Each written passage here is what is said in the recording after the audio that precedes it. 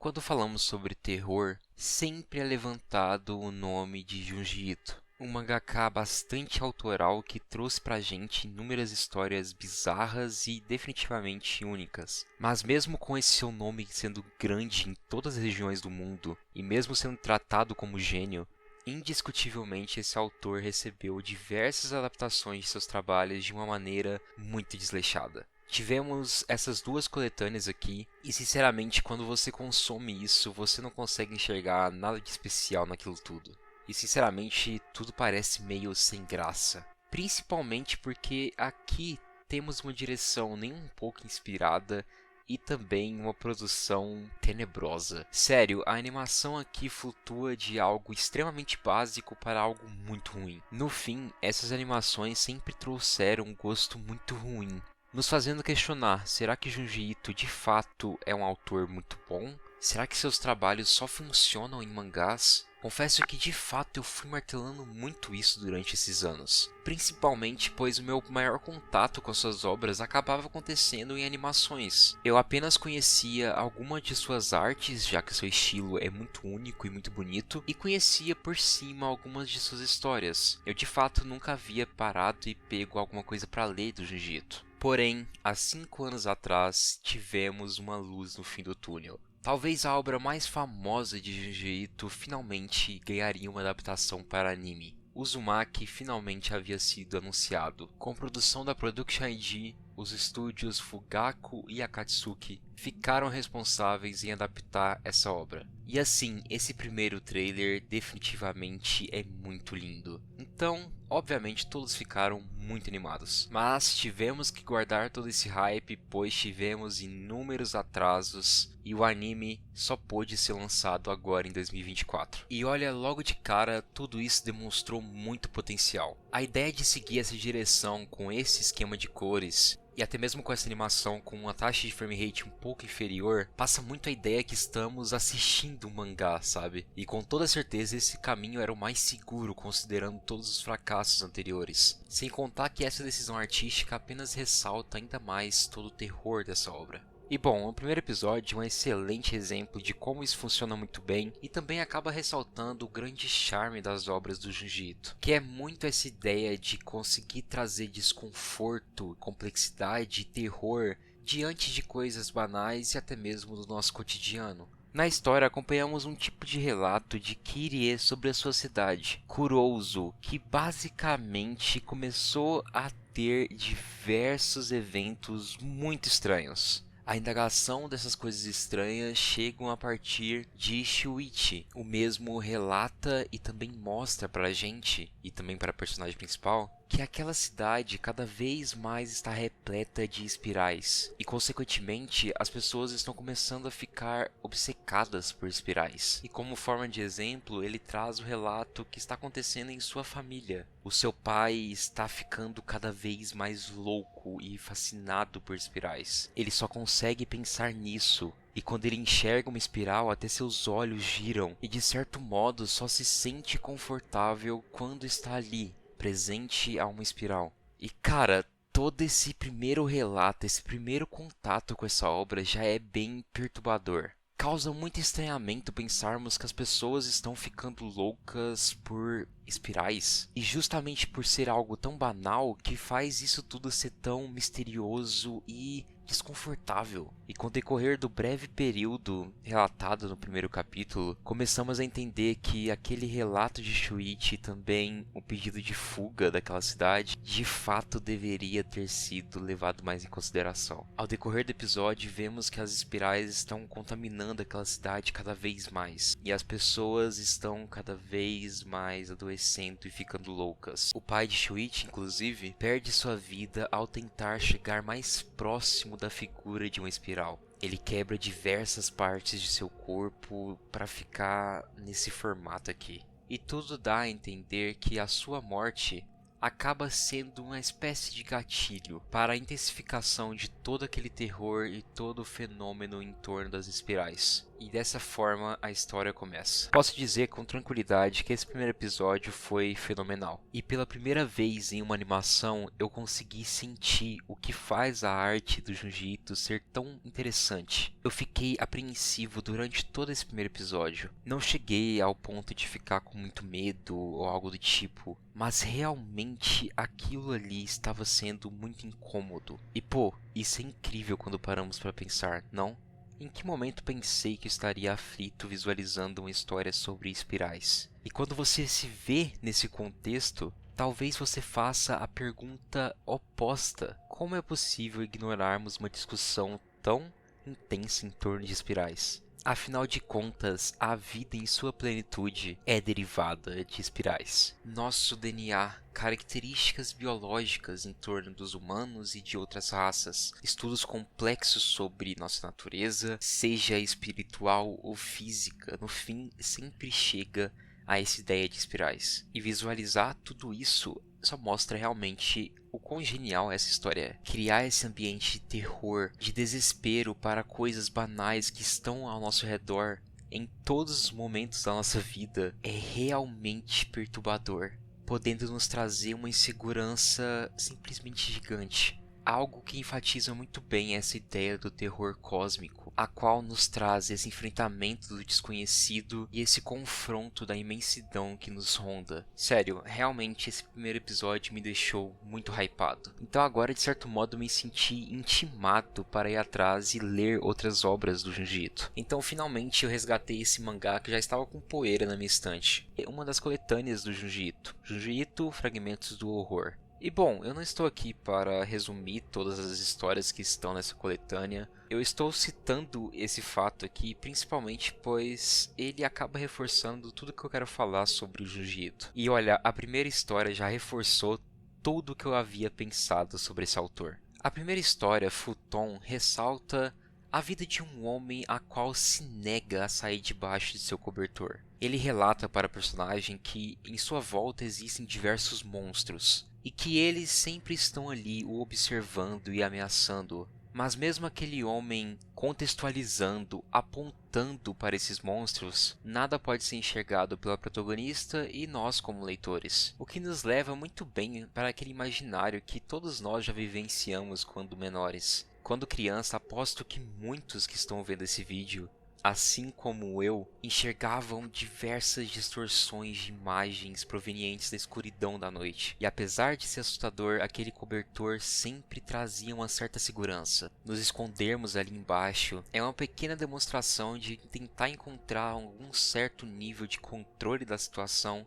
mas obviamente tentar negar tudo aquilo. E ainda acho muito incrível essa ideia desse personagem que sempre busca essa fuga, ter receio literalmente de tudo à sua volta. É como se estivesse negando aquele mundo exterior. Mais uma vez, uma atitude banal trazendo mais reflexões. Mas óbvio que no fim temos que ter um pouco de terror nisso tudo, né? Nossa protagonista, assim como aquele homem que vira e mexe e busca o refúgio embaixo do seu cobertor, também se viu capaz de visualizar aqueles monstros. E obviamente que se desesperou e acabou fugindo dali. Só conseguiu voltar para aquele apartamento depois de um mês. E aqui nos é revelado que aquele homem ainda estava ali, deitado naquela cama. E percebemos que à sua volta foi formado um tipo de casca de teia. Tinha uma consistência esponjosa. E aquela substância de certo modo criou uma colônia em torno de todo aquele futon. Aquele homem não perdeu sua vida por pouco, e posteriormente aquela coisa criada naquela cama era um tipo desconhecido de mofo que possuía um forte efeito alucinógeno. Junji Ito traz aqui esse poder que a natureza pode ter de nos assombrar.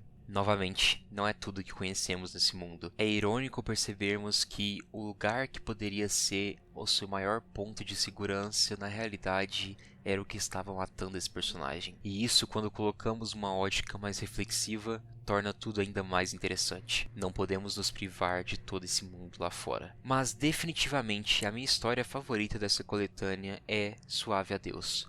O autor vem para discutir agora um tema que é inerente à nossa vida, que é simplesmente a morte. Aqui acompanhamos uma personagem que constantemente possui inúmeros pesadelos com a morte de seu pai. Desde criança, ela sempre teve medo de perder aquela figura tão importante em sua vida. E esse medo nunca havia sido superado. A personagem sempre foi tentando levar sua vida, mesmo carregando todos esses receios. Afinal de contas, não tem muito o que fazer mesmo. A personagem acaba se casando e percebemos que a família de seu esposo não gosta muito dela. Então ela acaba sempre tentando se esforçar cada vez mais. Definitivamente é um ambiente meio hostil, e quando a nossa atenção é voltada para cada membro da família daquele garoto, a gente percebe que aquelas pessoas são bem estranhas. Naquela família, até os tataravós daquele seu esposo ainda estão vivos, e quanto mais velhos, mais desconfortáveis aquelas figuras são. Em dado momento, nosso protagonista acaba visualizando melhor a figura daqueles idosos, e acaba percebendo que eles são meio transparentes. Nitidamente a personagem se assusta e sente que naquela casa vivem fantasmas da família de seu esposo. E obviamente ela acaba questionando o que seria tudo aquilo. E aqui nós entendemos que a família de seu marido possui um certo tipo de tradição. Quando algum conhecido morre, eles acabam fazendo um certo tipo de ritual,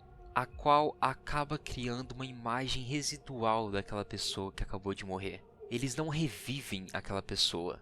Eles criam uma espécie de clone, uma imagem extremamente semelhante daquele que já se foi. Aquela imagem dura 20 anos, mas para os membros daquela família, esse tempo já era um tempo suficiente para realizar um doce e suave adeus. Dessa forma, aquele ritual era o principal mecanismo para aquela família conseguir superar o luto. O momento de dar adeus é extremamente difícil, principalmente quando ocorre de uma maneira inesperada e precoce. Aquela família, assim como a protagonista, não conseguem aceitar a natureza da vida, assim como todos nós. A diferença é que essa família possuía mecanismos para driblar tudo isso. Então, mesmo aquilo auxiliando em uma despedida, não deixa de ser algo extremamente mórbido, já que em todo momento você está vendo uma figura formada de seu egoísmo, uma figura que não representa exatamente aquela pessoa que já se foi. Mas sinceramente, é até difícil julgarmos toda essa atitude aqui.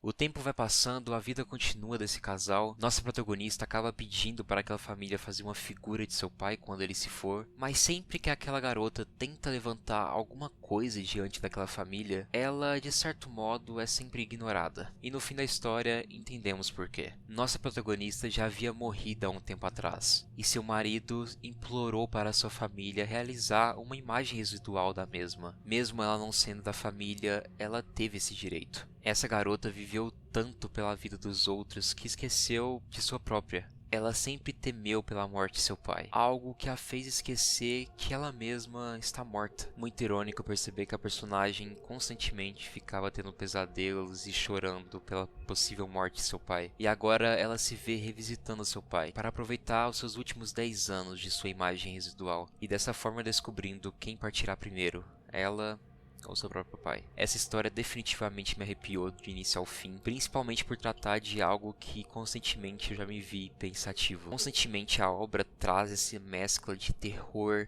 e também de conforto. É muito estranho essa ideia de imagens residuais, mas de certo modo acaba sendo uma extensão da ideia de que, enquanto lembramos de alguém que já se foi, essa pessoa sempre continua viva. Sem contar que traz toda essa reflexão sobre a natureza humana e esse incansável terror que sentimos por ela. Ninguém definitivamente quer estar perto da morte. E às vezes zelamos tanto pelo outro que esquecemos de nós mesmos. É realmente uma excelente curta. A ideia inicial desse vídeo era realmente falar sobre o início do Uzumaki, aceitando esse anime como o definitivo do Junji Ito, aquele de maior qualidade, mas também de trazer um pouco de reflexão em torno de suas obras, sobre o quanto esse autor consegue colocar discussões e terror em torno de coisas muito simples e cotidianas. Porém, eu preciso finalizar esse vídeo com uma notícia muito irônica e muito triste.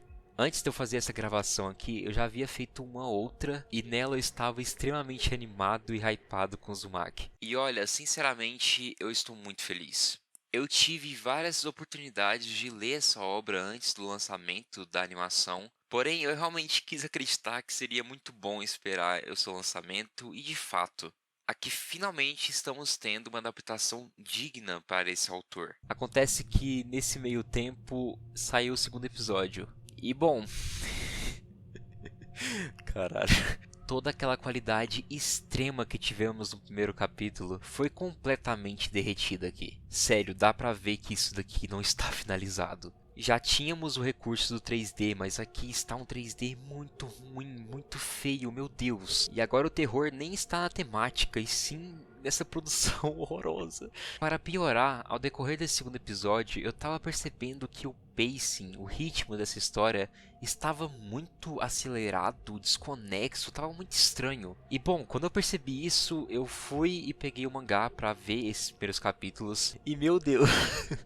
O primeiro episódio, ele pegou ali os 3 primeiros capítulos, um trechinho do quarto capítulo, mas também trouxe alguns trechos de capítulos posteriores. Isso já deixa a história um pouco remendada e confusa. O segundo episódio decidiu adaptar mais capítulos, alterando a ordem desses capítulos. Sério, o anime tá todo costurado. Do nada a gente tá vendo trechos do terceiro, quarto capítulo e do nada parte pro oitavo, nono e aí volta pro sétimo. Caralho, que absurdo. Eu queria fazer um vídeo sobre Junji Ito e Uzumaki para comprovar que finalmente temos uma boa produção, que finalmente o impossível se torna possível, aparentemente. Mas não, esse autor é muito amaldiçoado. Definitivamente não se tornou um lixo por completo igual às outras coletâneas. Mas assim, está indo para esse rumo. Realmente para a indústria de anime se tornou cotidiano realizar adaptações tão ruins de um dos gênios do terror. Isso é muito triste para o público, para o autor e também para os animadores envolvidos. Que história irônica e assustadora. Mas é isso, continue assistindo Uzumaki, vamos ver para que rumo que isso vai. Mas definitivamente recomendo e muito pegar alguma coletânea para ler do Junji Ito. Eu definitivamente vou procurar outras para ler, porque realmente esse cara é muito bom. Mas e aí, o que vocês acharam desse autor, desse anime, dessa obra que eu trouxe aqui? E também, obviamente, do vídeo. Lembrem-se sempre de comentar, compartilhar e também, se possível, avaliar. Um salve especial para todos os membros que sempre estão aqui apoiando cada vez mais esse canal. Estamos cada vez mais perto de 2.000 inscritos, então muito obrigado por tudo e seguimos em frente que logo mais a gente chega em mais uma grande meta e obviamente eu vou ter que correr atrás de fazer mais um especial.